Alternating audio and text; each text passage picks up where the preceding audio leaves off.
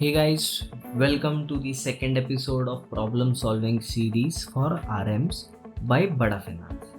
आज के वीडियो का टॉपिक होगा difference between term loan and ODCC limit. Term loan और ओडीसीसी लिमिट के बीच का एग्जैक्ट डिफरेंस क्या है वो आज हम देखेंगे, और ओवरऑल टर्म लोन क्या होता है, ओडीसीसी क्या होता है वो भी आज हम देख लेंगे। तो चलिए बढ़ते हैं हमारे पहले टॉपिक पे। तो हमारा पहला टॉपिक है term loan. Term loan exactly क्या है? तो term loan is lump sum amount taken from a bank on interest. मतलब एक ऐसा अमाउंट, एक बड़ा अमाउंट जो हम बैंक से बोरो करते हैं इंटरेस्ट पे। अभी इसका रीपेमेंट कैसा होता है? टर्म लोन का रीपेमेंट होता है मंथली इंस्टॉलमेंट्स में। तो मंथली पेमेंट, एक पर्टिकुलर अमाउंट का मंथली पेमेंट कस्टमर को या फिर हमें बैंक को हर महीने लौटाना पड़ता है। फिर इसमें जो रेट ऑफ इंटरेस्ट है वो यूजुअली फिक्स्ड होता है and works on the principle of reducing rate. चलिए बढ़ते हैं हमारे सेकंड टॉपिक पे, दैट इज ओडी और सीसी लिमिट। तो ओडी सीसी लिमिट एग्जैक्टली क्या है? तो OD CC limit is something like a credit limit given by the bank to the customer. तो क्रेडिट लाइन मतलब क्या? एक पर्टिकुलर अमाउंट का लिमिट दिया जाता है। फॉर एग्जांपल 1 लाख, 10 लाख, 1 करोड़, इतना आपके पास लिमिट है। एक नया अकाउंट बनाया जाता है, उस अकाउंट में आपको वो लिमिट दिया जाता है। उसमें से आप विड्रॉवल्स कर सकते हो आपके करंट अकाउंट में या फिर किसी और पर्टिकुलर अकाउंट में, एंड जितना आप अमाउंट विड्रॉ करोगे उस अमाउंट पे आपको इंटरेस्ट लगना उस दिन से चालू हो जाता है। मतलब आपने एग्जैक्टली कितने दिन के लिए वो पैसा यूज़ किया उस बेसिस पे आपका इंटरेस्ट चार्ज होता है। अभी इसका जो बिलिंग साइकिल है वो भी महीने भर का ही है, मतलब मंथली पेमेंट करना है, बट इसमें ईएमआईज नहीं भरना है आपको। आपका जितना इंटरेस्ट एप्लीकेबल होगा उतना ही आपको पेमेंट करना है। आपको फ्लेक्सिबिलिटी मिल जाती है कि कितना मुझे प्रिंसिपल वापस रिपे करना है या फिर नहीं करना है। तो चलिए अभी हम देखते हैं कि इन दोनों के बीच के की डिफरेंसेस क्या क्या है। मतलब जो टर्म लोन है और ओडीसीसी लिमिट है, इन दोनों के बीच के जो बेसिक और की डिफरेंसेस क्या क्या है, मतलब पर्पस क्या है, रीपेमेंट कैसे होता है, इंटरेस्ट कैसे आता है या फिर कैलकुलेट होता है। तो चलिए वो देखते हैं पहले।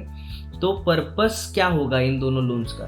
तो टर्म लोन एक स्पेसिफिक यूज़ के लिए लिया जाता है, मतलब कोई बड़ा यूज़ होगा, कुछ होम परचेस करना होगा या फिर कोई ऐसी कमोडिटी होगी या फिर कहीं ऐसा इन्वेस्टमेंट करना होगा कि वहाँ पे हमें लमसम अमाउंट एक देना है, एंड उसके लिए भी रीपेमेंट का टाइम हमें ज़्यादा चाहिए। मतलब फॉर एग्जांपल मैंने घर ले लिया बट मेरे पास अगले महीने देने के लिए पैसे नहीं है ना, मेरा रोलिंग उतना नहीं होता है पैसे का। तो मैं क्या करूँगा ऐसे केस में? एक ईएमआई बेसिस वाला सिस्टम ले लूँगा, हर महीने थोड़ा थोड़ा payment over the period of time मैं बैंक को रिटर्न करते जाऊँगा। ओडीसीसी में क्या होता है? ओडीसीसी यूजुअली बिजनेसेस को दिया जाता है। वो क्यों? क्योंकि उनका बिजनेस का जो डेली रोलिंग होता है वो ज़्यादा होता है। तो इन केस कस्टमर के पास 10 लाख का ओडी लिमिट है, उसमें से 1-2 लाख रुपए उसने यूज़ कर लिए, जितना उसको चाहिए उतना उसने यूज़ कर लिए, उसको इंटरेस्ट लगना चालू हो गया। 5 दिन के बाद उसने वापस पेमेंट उसका कर दिया। क्या हो गया? उसका बस 5 या 10 दिन के लिए ही इंटरेस्ट उसका गया। तो जिनका रोलिंग अच्छा होगा कैश का, उनके लिए ये ओडी लिमिट या फिर सीसी लिमिट का जो ऑफर है या फिर एक प्रोडक्ट है वो थोड़ा ज़्यादा बेनिफिशियल होता है। अभी पढ़ते हैं रीपेमेंट पे। तो इसका रीपेमेंट कैसा है टर्म लोन का? It is based on monthly regular payments. ODCC का क्या है? नो फिक्स्ड पेमेंट, बट जितना यूज़ करेंगे उसका इंटरेस्ट आपको हर महीने भरना पड़ेगा। अभी इंटरेस्ट में क्या होता है इनका? टर्म लोन का एक फिक्स्ड रेट ऑफ इंटरेस्ट होता है, 5 साल में, 10 साल में, 20 साल में, इतना आपका रेट ऑफ इंटरेस्ट है वो आपको लगेगा पूरे अमाउंट पे, क्योंकि लमसम अमाउंट उठा है। तो इंटरेस्ट के साथ ही उसका रीपेमेंट जो है वो चालू हो जाता है, मतलब प्रिंसिपल का पार्ट और इंटरेस्ट का पार्ट आगे आगे बढ़ते जाते हैं। ओडीसीसी लिमिट में क्या है? इंटरेस्ट किस पे लगेगा? जितना आपको यूटिलाइजेशन दिख रहा है आपके अकाउंट में उतना आपको इंटरेस्ट लग जाएगा, मतलब उतने अमाउंट पे आपको इंटरेस्ट लग जाएगा। अभी हम इन डिटेल्स को कस्टमर तक कैसे कन्वे कर सकते हैं? बहुत सारे कस्टमर आपको आते हैं ना कि उनको ओडी चाहिए होता है, तो यही डिटेल्स हमें कस्टमर को भी थोड़े बताने हैं, जिससे वो ओडी से ज़्यादा टर्म लोन या फिर टर्म लोन से ज़्यादा ओडी, दोनों में से क्या प्रेफर कर सके वो हम देखेंगे। टर्म लोन में क्या होगा? टर्म लोन किन के लिए बेटर है?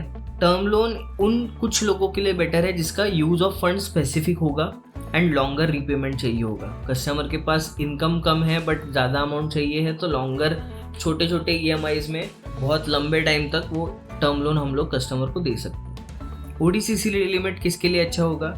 बिजनेसेस के लिए जिनका मंथली रोलिंग जो है या फिर डेली मनी रोलिंग जो है वो अच्छा होता है। तो ये था आज का वीडियो। आई होप आपको टर्म लोन और इसके बीच का डिफरेंस बेसिक पता चल गया होगा।